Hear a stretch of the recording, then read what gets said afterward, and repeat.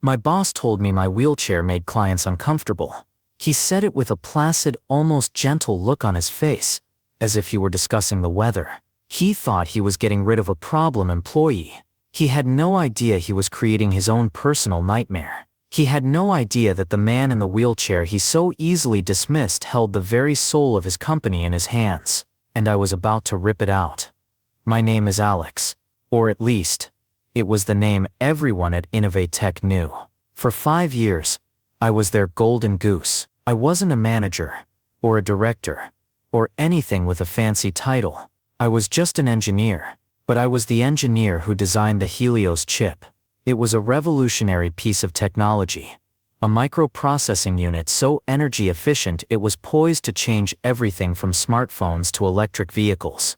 It was my baby. I'd spent countless nights sleeping on a cot in the lab, fueled by cold coffee and the burning desire to create something perfect, and I did. Innovatech's stock price soared. Our client list started to look like a who's who of the tech world. Our CEO, Mr. Sterling, became the face of innovation, appearing on magazine covers with a smug grin, talking about our vision and our team's hard work. My team.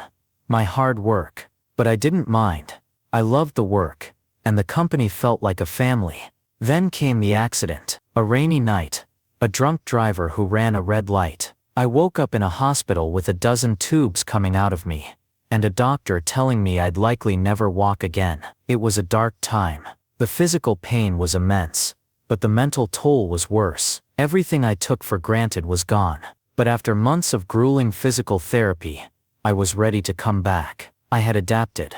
I learned to navigate the world from a seated position. My mind, the part of me that truly mattered for my job, was sharper than ever. During my recovery, I'd even sketched out the initial designs for the Helios 2.0, a successor that would make the original look like a child's toy. I rolled into the office on my first day back, filled with a nervous energy. People were kind mostly. A few awkward stares. A few overly enthusiastic greetings. I didn't care. I just wanted to get back to my lab, back to my work. I wanted to show them all that the accident hadn't broken me. That's when I got the email. Alex, please see me in my office at your earliest convenience. Regards, Mr. Sterling. I rolled into his ridiculously large corner office. The carpet was so thick it was hard to push my wheels. He didn't get up. He just gestured to the empty space in front of his massive oak desk. Alex, he began, steepling his fingers. Good to see you back. You're looking well. He let the word hang in the air, as if he couldn't find the right one. It's good to be back, sir, I said, my voice full of genuine relief. I'm eager to get started on the next phase. I have some incredible ideas for the Helios 2.0. He held up a hand, stopping me. Let's talk about that, Alex. Your return. We've had some discussions. A cold knot began to form in my stomach. This wasn't the welcome back speech I was expecting. Discussions? I asked. It's about optics, Alex. Perception. He leaned forward, his voice dropping to a conspiratorial whisper, as if he were letting me in on a secret. We're a forward-facing company. We deal with high-level clients. Image is everything. I just stared at him, confused. I understand that. My work has always been about pushing our image forward. He sighed. A theatrical put-upon sound. It's not your work, Alex. It's the chair. The words hit me like a physical blow. The air rushed out of my lungs. I felt my face flush with a hot, prickling shame. The chair, I stammered. Some of our clients, he continued, refusing to meet my eyes, instead focusing on a point on the wall just over my head. They've expressed a certain discomfort. It's a delicate situation. We project an image of strength, of perfection. A wheelchair, it doesn't quite fit that image. It makes people feel awkward. Pity. It's not the dynamic we want in a negotiation. I couldn't believe what I was hearing. It felt like a scene from a bad movie. This man, who had built his reputation on my intellect, was telling me that the vessel carrying that intellect was an inconvenience. My mind raced, trying to find a logical response, but all I could feel was a tidal wave of humiliation and rage. So what are you saying? I asked, my voice dangerously quiet. We value your contributions, Alex. Deeply, he said. the lie tasting like poison in the air, which is why we've put together a generous severance package. It will allow you to focus on your recovery, without the pressures of the corporate environment. You can work from home, perhaps as a consultant on a retainer. A consultant. He wanted to sideline me, pay me a fraction of my worth to keep me hidden away while he and his team continued to profit from my genius. He wanted my brain, but not the body it came in. That's when something inside me snapped. The hurt, the shame.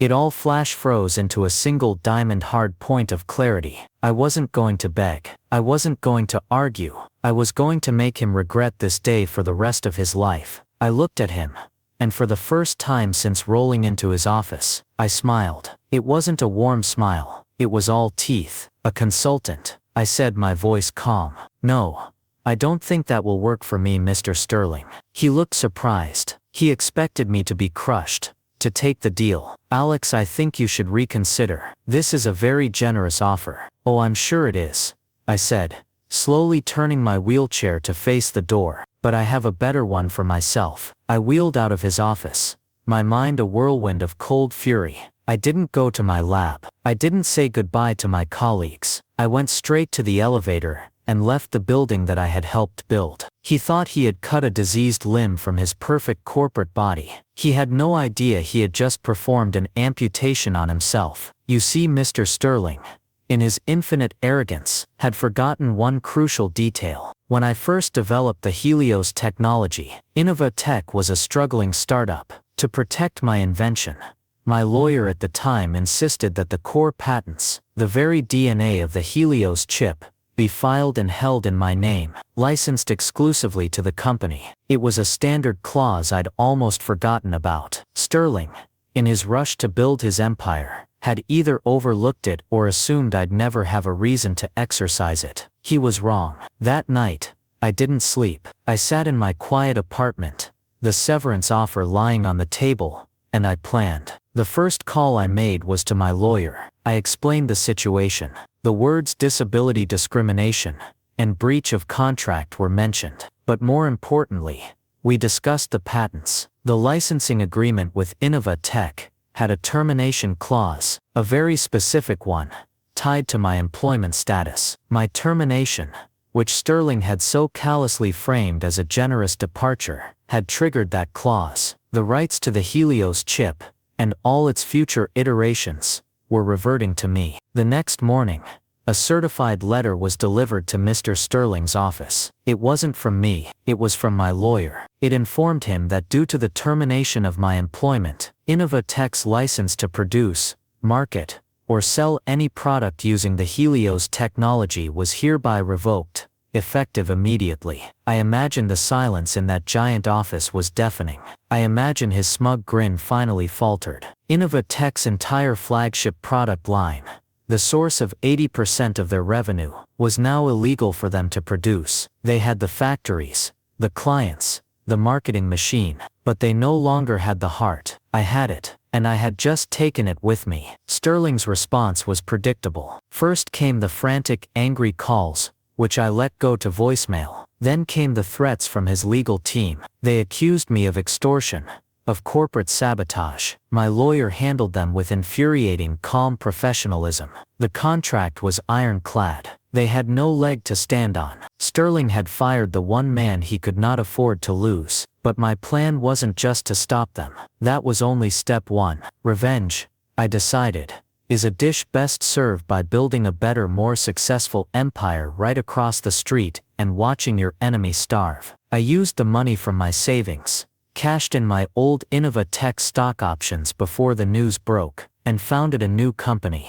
I called it Phoenix Dynamics, rising from the ashes. It was perfect. I rented a small accessible workshop, a fraction of the size of Innovatech's sprawling campus, but it was mine. I knew I couldn't do it alone. I needed a team, and I knew exactly who to call. My first recruit was Sarah, a brilliant junior engineer from my old team at Innovatech. She was constantly overlooked by the boys' club management, her ideas either ignored or stolen by her male supervisors. I knew she was smarter than all of them combined. I called her and told her what had happened, and what I was planning to do. I offered her a senior partnership, and a chance to build something from the ground up. She quit Innova Tech the next day. My second call was to Mark, a marketing guy who Sterling had fired a year ago. His crime: he'd told Sterling to his face that his strategy of over-promising and under-delivering would eventually backfire. Mark was honest to a fault,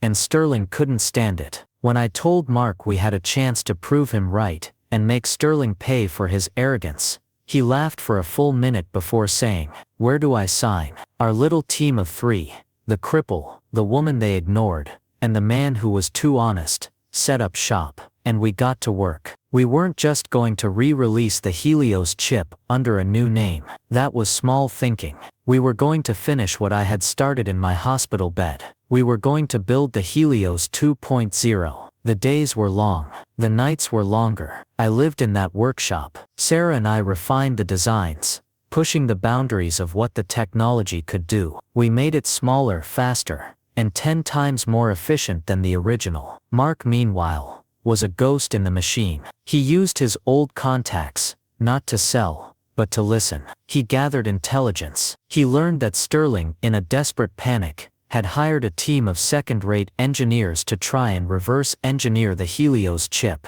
They were failing spectacularly. They were trying to copy a masterpiece with crayons. Innova Tech's clients were getting restless. Their orders were being delayed. The excuses from Sterling's sales team were getting flimsier. The tech world was buzzing with rumors. Why had Innova Tech's star inventor suddenly vanished? Why had their production ground to a halt? That's when Mark made his move. He started reaching out, one by one, to Innova Tech's biggest clients. He didn't lead with a sales pitch. He led with the truth. He told them the story of what Sterling had done to me. He told them that the man whose brain they were betting their products on had been thrown out because his wheelchair made the CEO uncomfortable. Then he'd show them the specs for the Helios 2.0. The response was immediate. The story was so outrageously cruel, so perfectly villainous, that it was instantly believable. The corporate world can be ruthless, but there are lines you don't cross. Sterling hadn't just crossed a line.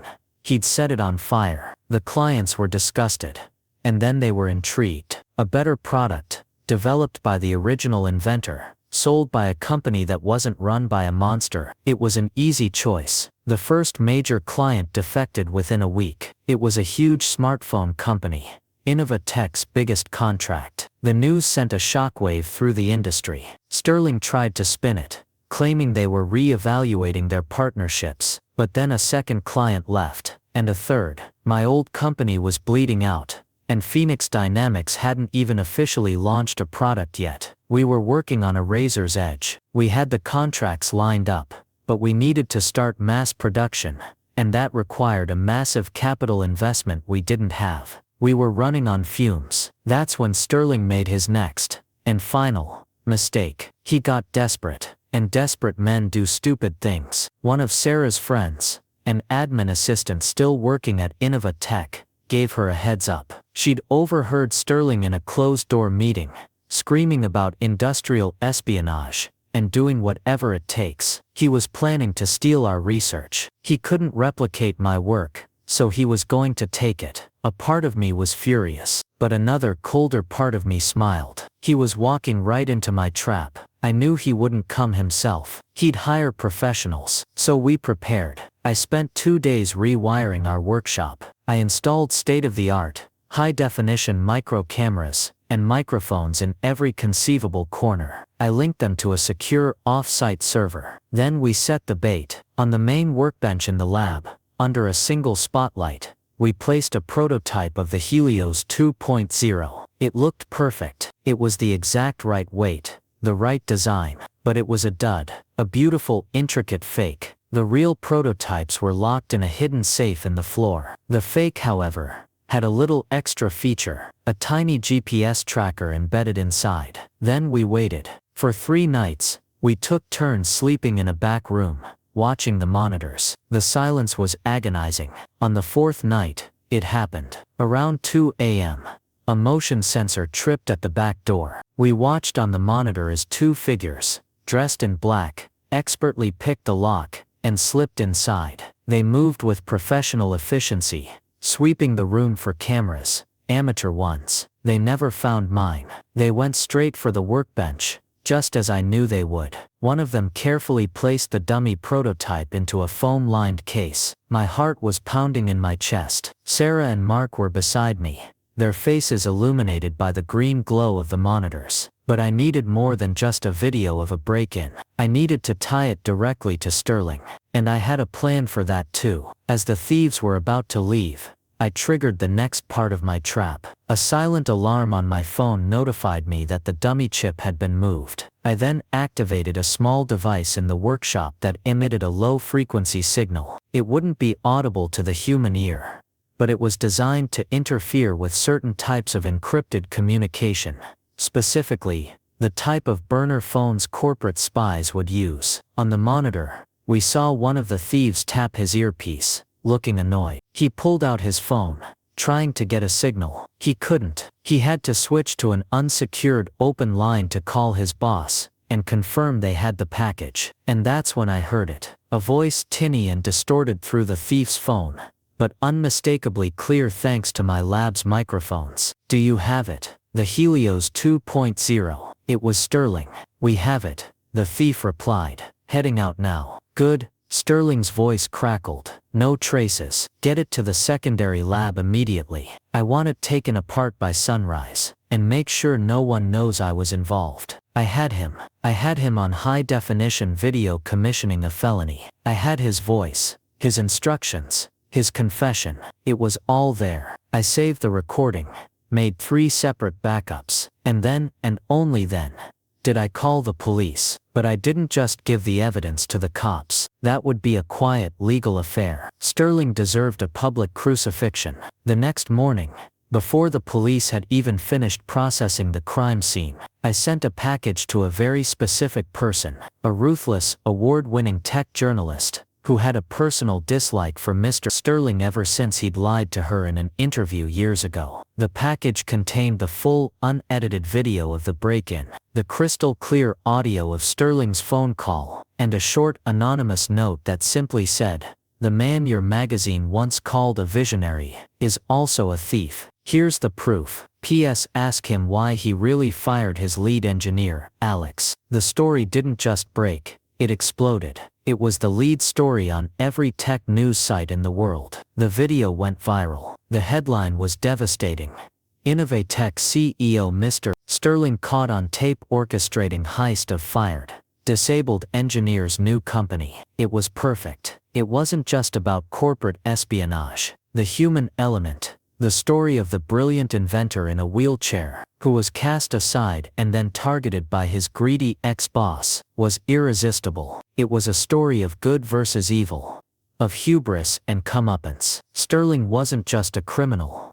He was a villain from a movie. The fallout was apocalyptic for him. The Innovatech board of directors held an emergency meeting and fired him before lunch. The company's stock didn't just drop, it fell off a cliff. What little value was left was being devoured by lawsuits from shareholders. Their remaining clients canceled their contracts in a mass exodus, flocking to the one company that now held the keys to the future of microprocessing, Phoenix Dynamics. But there was one final twist I hadn't seen coming. As Innovatech crumbled, my mole Sarah's friend got her hands on some of Sterling's private emails from the server before it was shut down. She sent them to me, buried in a chain of messages from a month before my accident. I found the real reason he wanted me gone. Sterling had been in secret negotiations to sell Innovatech to a massive soulless tech conglomerate. The deal would have made him obscenely rich, but the buyer's one condition was that the core intellectual property, my Helios chip patents,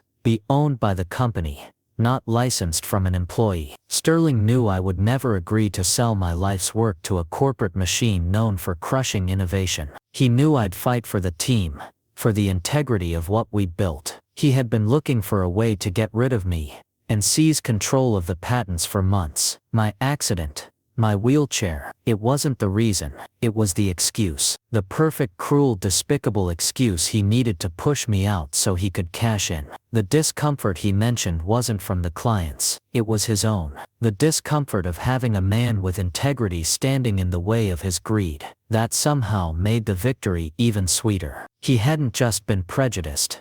He had been plotting against me all along, and his own disgusting prejudice had been the very thing that triggered his downfall. It was poetic justice. Within 6 months, Innovatech was bankrupt. Phoenix Dynamics, flush with investment and new contracts, bought up its old rival's assets, the factories, the equipment, for pennies on the dollar. I took a particular pleasure in buying that massive oak desk Sterling had sat behind when he destroyed my world. I had it chopped up and turned into a custom frame for the first dollar Phoenix Dynamics ever earned. Today, I'm sitting in my new office. It's on the top floor of the old Innovatech building. It's Mr. Sterling's old office, but it looks very different now. It's completely redesigned to be accessible, open and full of light. The thick pretentious carpet is gone, replaced with smooth polished hardwood that my chair glides over effortlessly. From my window I can see the entire city. Phoenix Dynamics is now the undisputed leader in our field.